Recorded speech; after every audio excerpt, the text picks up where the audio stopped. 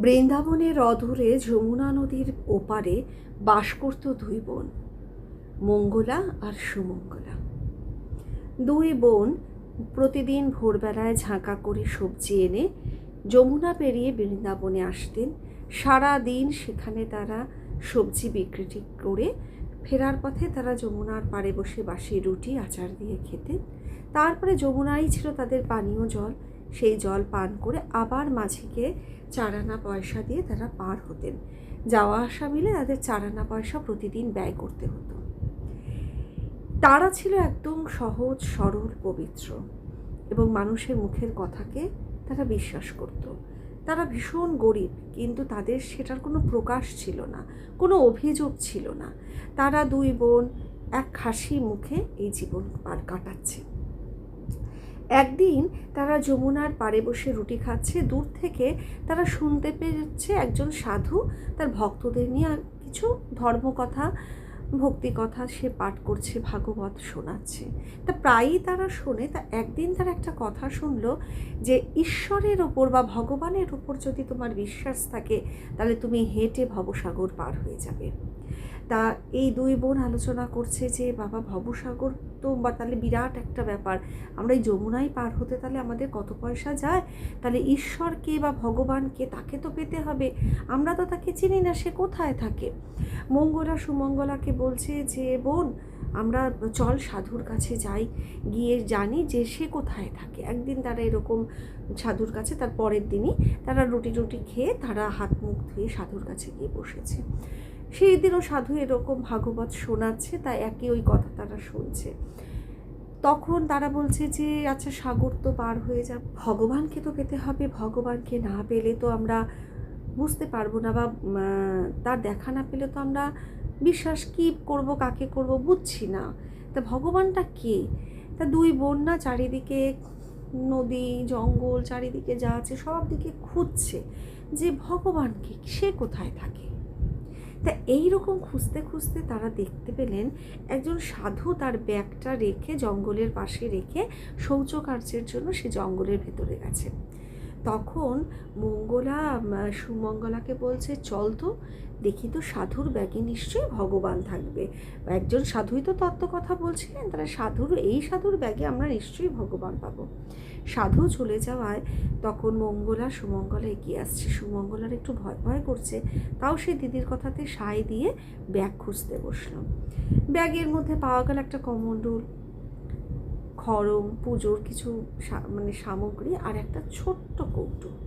সেই কৌটো খুলে তারা দেখে ভেতরে একটি ছোট্ট গোপাল ঠাকুর হাত পা মুড়ে বসে রয়েছে।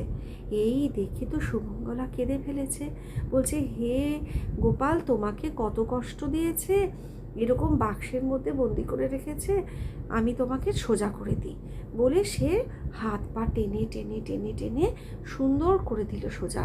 আর যেন গোপাল ঠাকুর যেন নরম তালের মতো একদম তুলতুলে হয়ে বসে রয়েছে। তারপরে তারা দুজনে মিলে রুটি খেয়াচ্ছে এবং গোপালকেও খাওয়াচ্ছে। ইতিমধ্যে দূর থেকে সেই সাধু বাবাজি তো আসছে, সে তো এসে দৌড়ে দৌড়ে আসছে, চিৎকার করছে, কে কে কে।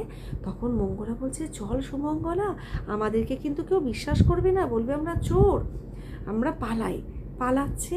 আর সুমঙ্গলা তখন চিৎকার করে বলছে, তখন চিৎকার করে কেঁদে বলছে যে ও সাধু বাবা, তুমি ওই ছোট গোপালকে আর কষ্ট দিও না, ওর হাত পা মুড়ে থাকতে খুব কষ্ট হয়, ওকে একটু যত্ন করো, খেতে দিও। সাধু তো দৌড়ে দৌড়ে সেসব কথা কিছু না শুনে তার ব্যাগ থেকে দেখছে কি গেল, দেখছে না তার ব্যাগে তো যাচ্ছিল তাই আছে, উল্টে গোপালকে দেখে সে অবাক হয়ে গেছে, যেন সদ্য একটি ছোট শিশু। সে হাত পা সোজা করে টান টান করে বসে আছে, মুখে তার রুটি লেগে আছে। এই দেখে সাধুর দুচোখ দিয়ে জল, বলছে তোমরা কোন মহিয়সী নারী, তোমরা দেবী, তোমরা ঈশ্বর, দাঁড়াও, আমি তোমার পায়ের ধুলো নেব। আর কে শোনে কার কথা। তখন তারা প্রাণপণে ছুটতে ছুটতে নদীর ধারে এসে বলল, বোন, মঙ্গলা বলছে, বোন আমরা চল আজকে নদী হেঁটে পার হই। তাদের বিশ্বাস, তাদের ভরসা, সরলতা হলো নৌকা। তারা কোনো এক ঠাকুরের নাম করছে, শুধু বলছে ঠাকুর রক্ষা করো, তুমি যখন আছো আমরা নিশ্চয়ই এই যমুনা পার হয়ে যাব। নদীর চরে পা দিতেই দেখা গেল জল একদম শান্ত শক্ত হয়ে আছে। দুই বোন ঠাকুরের নাম করতে করতে, শুধু ঠাকুরই বলছে, করতে করতে তারা পৌঁছে গেল যমুনার ওপারে। তাদের বিশ্বাস ভক্তি একদম পবিত্র নির্মল, প্রতিদিন তাই হতে লাগলো। একদিন সুমঙ্গলা বলল, দিদি, আমরা যে প্রতিদিন এই যে মাঝির পয়সা বাঁচাতে পেরেছি, আমরা যে যমুনা হেঁটে পার হতে পারছি, তার জন্য তো কৃতজ্ঞ জানাতে হবে ওই সাধুকে। একদিন চল সাধুকে নেমন্তন্ন করে খাওয়াই। তা ভালো কথা। মঙ্গলা বলল, হ্যাঁ। তা একদিন এরকম সাধুকে তারা নেমন্তন্ন করে এলো, এবং তারা প্রায়ই তাদের বিক্রি বাটা হওয়ার পর তারা বৃন্দাবনে সাধুর ওখানে গিয়ে বসতো। আস্তে আস্তে সাধুর কাছে তারা বেশ পরিচিত হয়ে যায়। তারা সাধুকে একদিন নেমন্তন্ন করে আসলো। মঙ্গলা বলল যে আমি যাই, কাজকর্ম বাইরে থেকে সেরে আসি, সবজি বিক্রি করে আসি, আর তুই ঘরে রান্না কর। তো বললো ঠিক আছে, তাই করব। সুমঙ্গলা খুব যত্ন করে তাদের সাধ্যের মধ্যে যা আছে যত্ন করে রান্না করলো। আর মঙ্গলা ফেরার পথে সাধুকের কাছে গেল যে, সাধু বাবা, আপনি চলুন, আপনার জন্য আজকে আমরা বাড়িতে সামান্য আয়োজন করেছি। তা সাধু বাবা রাজি। তা তিনি গেলেন। তখন মঙ্গলা বলছে, আসুন। তা সাধু বাবা চারিদিকে তাকাচ্ছে, বলছে যাব কিসে? বলছে কেন, এই তো হেঁটে পার হয়ে যাব। বলছে মজা করছো, আমাকে ডুবিয়ে মারার প্ল্যান করছো? তখন মঙ্গলা বলছে, কেন, আপনি যে বললেন ঈশ্বরে ভরসা থাকলে ভবসাগর হেঁটে পার হওয়া যায়, আমরা তো রোজ এই সাগর হেঁটে পার হই ঠাকুরের নাম করে, আপনিও আসুন না। এই বলতে বলতে মঙ্গলা জলে পা দিয়েছে। জল শক্ত, জল শান্ত। সে কিছুটা এগিয়ে গেছে। তা এবার সাধু তো লজ্জায় পড়েছে, সত্যি তো, সে তো রোজ এই ভাগবতের এই কথা সকলকে বলেন। বলে ঠিক আছে চলো। পা দিতেই সাধু ডুবে যাচ্ছে। সাধু প্রায় ডুবি ডুবি অবস্থা, চিৎকার করছে, তুমি আমাকে মেরে ফেলার প্ল্যান করছো কেন, তুমি পিশাচ। মানে তার মুখে যে ধরনের কথা আসছে সেগুলো বলছে। বলছে জানো আমার কত ভক্ত আছে যারা পুলিশ, আমি কিন্তু তোমাকে ধরিয়ে দেব। তখন মঙ্গলা বলছে, আপনি উতলা হবেন না সাধু, হাত জোর করে ঠাকুরের নাম জপ করতে করতে চলে আসুন। এই তো চলে এসছি।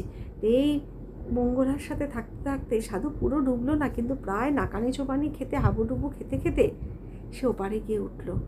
ওপারে গিয়ে ওঠার পর সাধুর মনে একটা চরম একটা শান্তি। সাধু অবাক হয়ে ভাবলো যে ঈশ্বরের নাম করতে করতে এই বাচ্চা মেয়েটি যমুনা পার হয়ে গেল। তাহলে আমি কি করলাম এত বছর? আমার মনে কেন এত ভয়, এত সংশয়? তাহলে আমার মনে হয় ঈশ্বরের প্রতি সেই সঠিক বিশ্বাস, ভরসা কোনোটাই তৈরি হয়নি। আমি ভাগবত কথা বলি ঠিকই, কিন্তু আমি বিশ্বাস থেকে বলি না। চরম লজ্জায় সাধু একেবারে মর্মে মর্মে অনুতপ্ত হলো।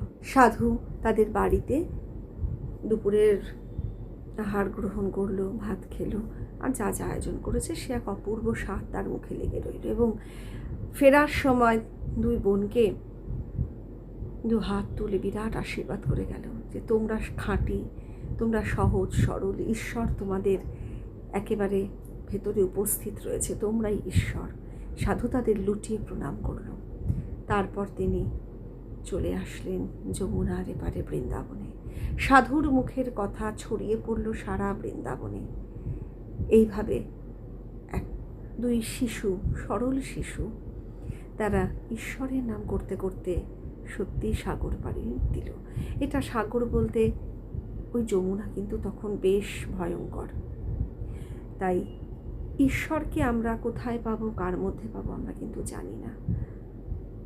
একদম খাঁটি সরলতা, বিশ্বাস, সেটাই ঈশ্বর। কোনো কামনা বাসনার জন্য নয়, ঈশ্বরের শরণাগত হও, সেই চেষ্টাই থাকো। নমস্কার।